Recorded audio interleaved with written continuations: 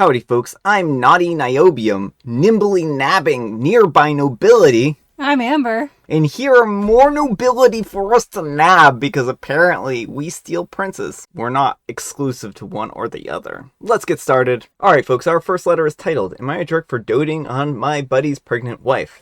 My best friend Chris and I are both expecting our first babies with our wives. My wife is 36-ish weeks pregnant, and I believe that Chris's wife, Polly, is somewhere around 28 weeks. Chris and I are very different in how we treat our wives and their pregnancies.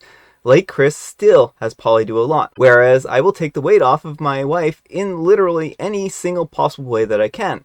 Even small things, mainly because I feel utterly useless and I don't want my wife straining herself to do things that I could do easily myself while she's growing a baby and being uncomfortable anyways.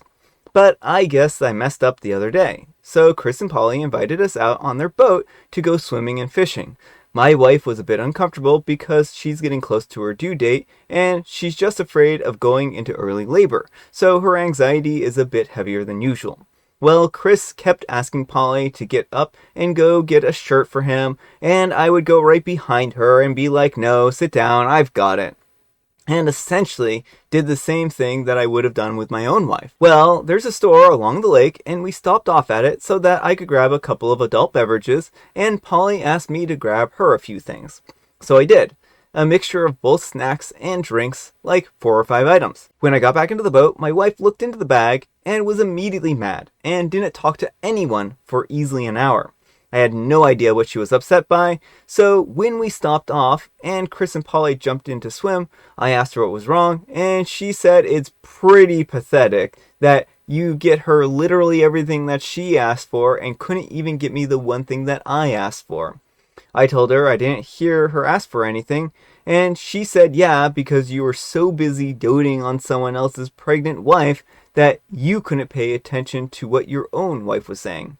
I truly didn't hear her. But then Chris gets back onto the boat a bit later and looks at my wife and says, "Where's your drink?" And my wife just glares at me. So apparently my buddy heard my wife, but I didn't. Which, of course, just adds fuel to my wife's anger, and it looks really bad. I was right beside my wife, and Chris was on the other side of the boat, so I should have heard her.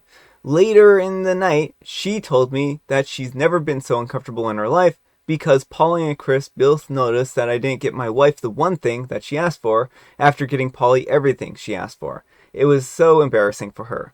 And that she's not comfortable with me doting on Chris's wife at all, and that she doesn't want to hang out with him for a while because she's now insecure over this.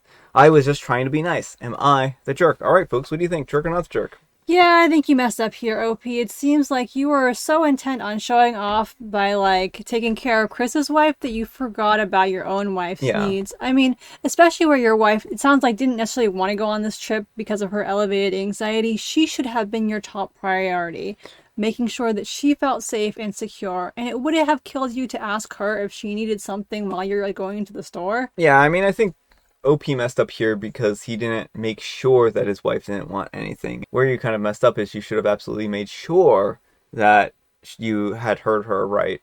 And, I mean, I don't think that OP did this out of malice. I'm not sure. I mean, maybe there could be oh, what happens if he has a crush on her or something like that, right? But I don't know if that makes the most sense. I just think that he really was just trying to one-up his friend and be like, this is how you're supposed to treat your wife. See how well I'm treating your wife? This is what you're supposed to be doing.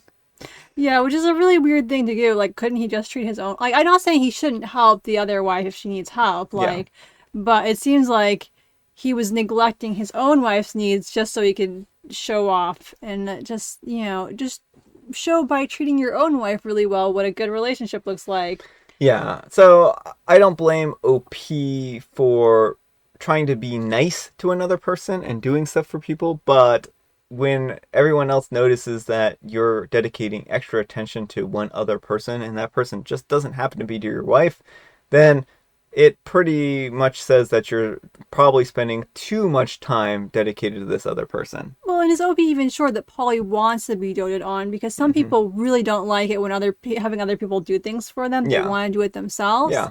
And so it probably also, it may have been uncomfortable for Polly too, if she's the type of person who wants to do things for herself, to have OP like, no, no, no, I'll get that. No, no, no. Yeah.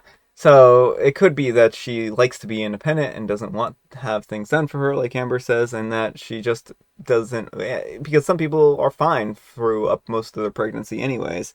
But again, this is their dynamic and their situation to work out. I mean, I could certainly understand OP stepping in if he saw, like, neglect. Mm-hmm.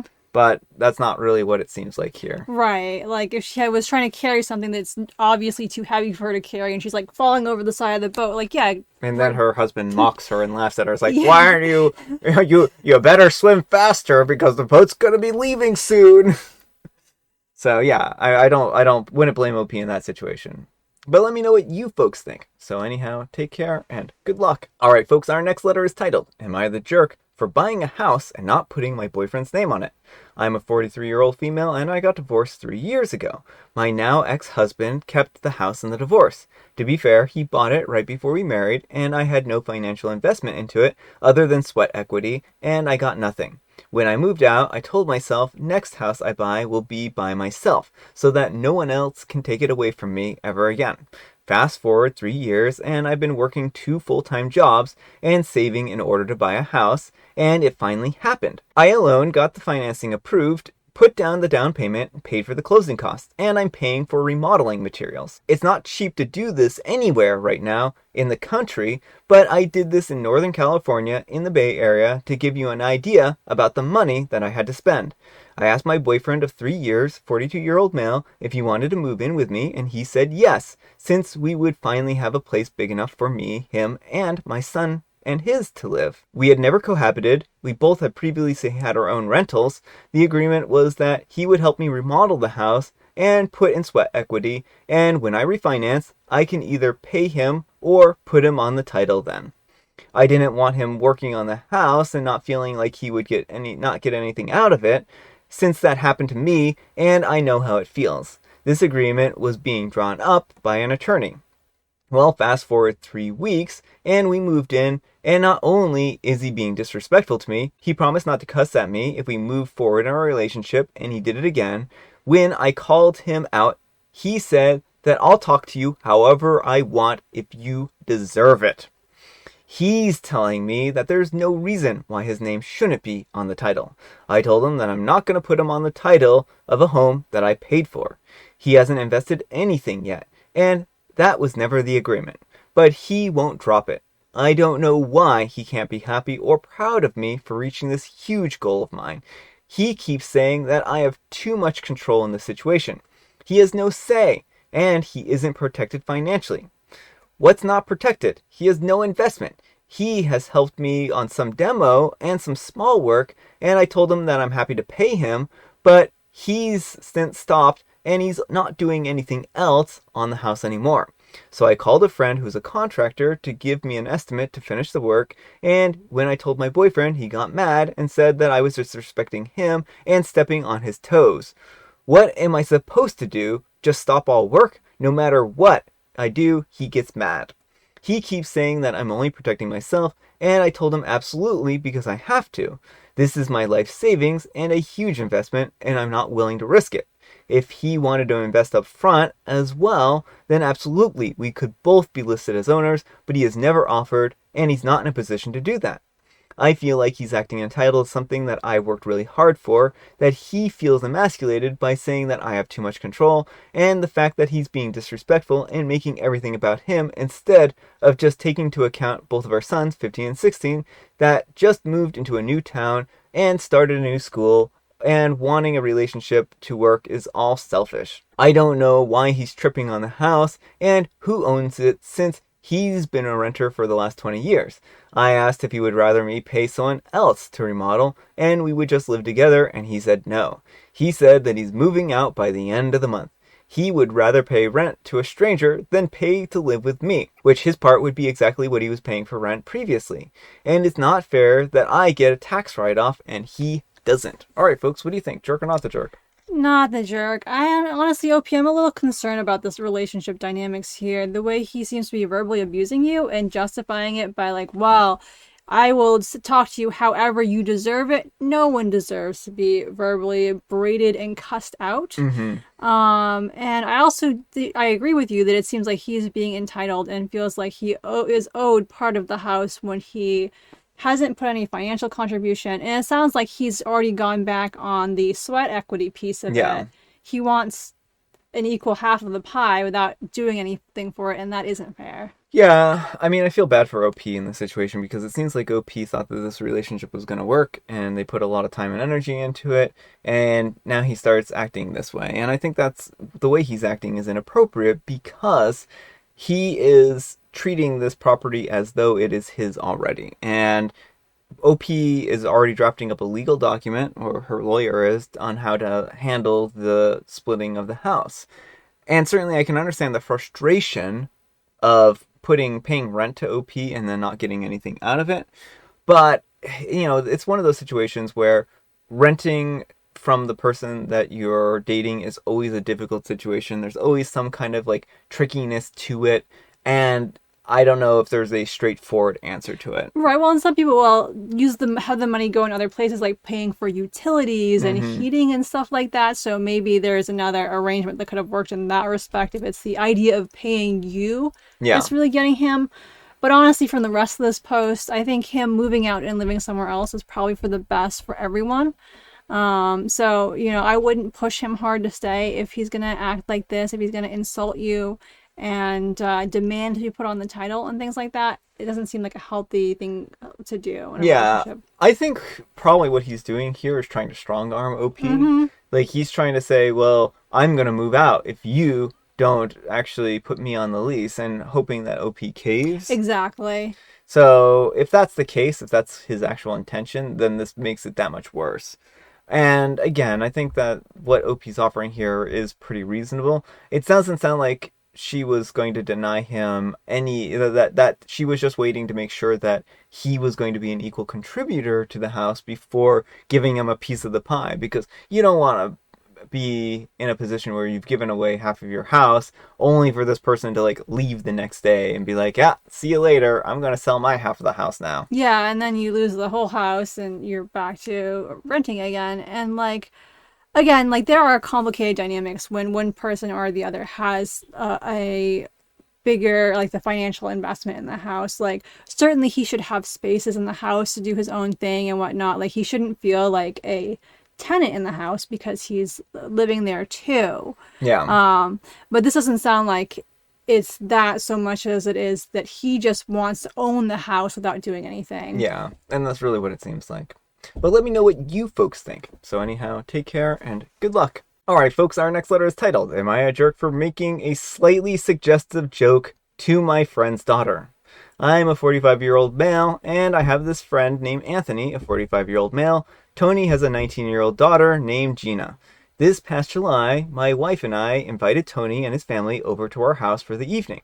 So they came over, and for the most part, we all had a good time. Gina came dressed in a blouse, but she left the lower buttons of her blouse unbuttoned, so we could see her midriff. Where it all went wrong was near the end of the night. Gina was definitely in the stage of her life where she's trying to act provocatively in front of older men. Her blouse is low cut enough that if I was standing up and she was sitting down, then I could see straight down her shirt and I could see her entire body. Anyways, our conversation shifted towards Gina's experience in college so far and her life goals for the future. And by this point in the night, I had about 1.5 beers, so I jokingly told Gina to keep her blouse unbuttoned, and she'll have a heck of a time with her male classmates. That was literally the only thing that I could have said that could have been taken as inappropriate. Yet, Tony and his wife just glared at me, and their daughter was just sitting there blushing and frantically buttoned up her blouse. I got into a short but vicious argument with Anthony and his wife, and eventually they just grabbed Gina and they stormed out of our backyard in anger and disgust. Anthony has completely taken himself out of my life now. He's blocked me on Facebook. He goes out of his way to avoid driving too close to my house and never answers my calls. And he's never replied to my text messages. Alright folks, what do you think? Jerk or not the jerk? Yes, OP, you're the jerk, and I think your assessment is wrong. She is not in the phase of her life where she's trying to get the attention of older men. She wants to dress for herself. And the fact that she felt comfortable enough around you, but as soon as you said that comment, like you notice how she was buttoning up her shirt and like flushing with embarrassment, she probably saw you as like an uncle type figure, and you just revealed to her that you see her as, you know, an object for your consumption. And that's just kind of a really gross thing to do to someone. You know, I think for a joke like this, for a comment like this, you really need to know that the person is going to be comfortable with that, and it certainly is probably not going to be the daughter, 19-year-old daughter of your friend. And OP, I mean, it certainly, I think that you made a mistake, but I also think it goes a little bit further than that, that you have some problematic behavior, because it seems like you're having a really hard time identifying that this was even problematic. And I think, again, when you make comments to sexualize somebody, it needs to be the right place and the right time. There are certain people who you can sexualize, like your wife, for instance, right? Right. And that's all about context. Yeah. Like, nowhere has Gina consented to this kind of remarks. You know, just because she's dressed a certain way, you know, it's summertime, it might be hot outside. There's all kinds of reasons why someone may not button up their shirt all the way. They like the aesthetic. Mm-hmm. She's not doing this to attract your attention, which is what it sounds like you were assuming. Yeah, I mean, it would be maybe slightly different if she was all over you and she was like actively flirting with you or something like that and then seeking attention like that. But this is clearly not what the situation was. And I can certainly understand why she was very uncomfortable with this, because she just did not feel, she probably felt, like Amber said, she was in a place where no one was going to say those kinds of comments to her. And if she has this experience at school where people are constantly talking about her body, she might not appreciate it. Or maybe she does. Who knows? And the fact of the matter is, though, that she is in a place that she wasn't expecting that. Right. Well, there's a difference too between peers who you're actively interested in and your dad's creepy friend. Yeah. Like the way OP said, she's dressing up for older men. Like really, kind of is very telling. I think that he assumed this was for his pleasure. Yeah, because there's only one other older man here in this place, right? Like, there's your friend, and she's clearly not going to be dressing for her dad like this, right? So the assumption here, the way you phrased it, is that she's dressing for you, which she wasn't. Yeah, I mean, and that's the thing is people don't always dress for men. Like you can't just assume that if a woman is dressed a certain way, it's for men, you know. Yeah. But let me know what you folks think. So anyhow, take care and good luck. All right, folks, it is tea time. Grab your beverages of choice. I have some tea right here, and Amber, she's got a joke. This one might be a little dated, but I think we have some people in the audience who will get it. Who's a monster's favorite comedian? I can tell you exactly who a monster's favorite comedian is, because I am a monster at heart, and so I have a favorite comedian. And my favorite comedian is Robin Williams, and it's because he's such a wholesome individual, and who can resist the charm of Robin Williams? I mean, even monsters fall for Robin Williams' charm. The answer was Blob Hope. Oh, Blob Hope? No, it's Robin Williams. Mighty presumptuous to assume you speak for all monsters, Brian. I do. And I'm not really a monster. I just play one on TV. And I have Earl Grey. All right, folks, that's all the time we have for today. Happy Friday, Junior. Happy Friday, Junior. Thanks so much to Amber for joining me today. Thank you for having me. Amber, we need some kind of moral advice and or guidance. And please, have it a warning sign on the side of the road. Warning, I don't dress like this for you. I guess so. Thanks so much for watching, and we'll see you all tomorrow. Bye.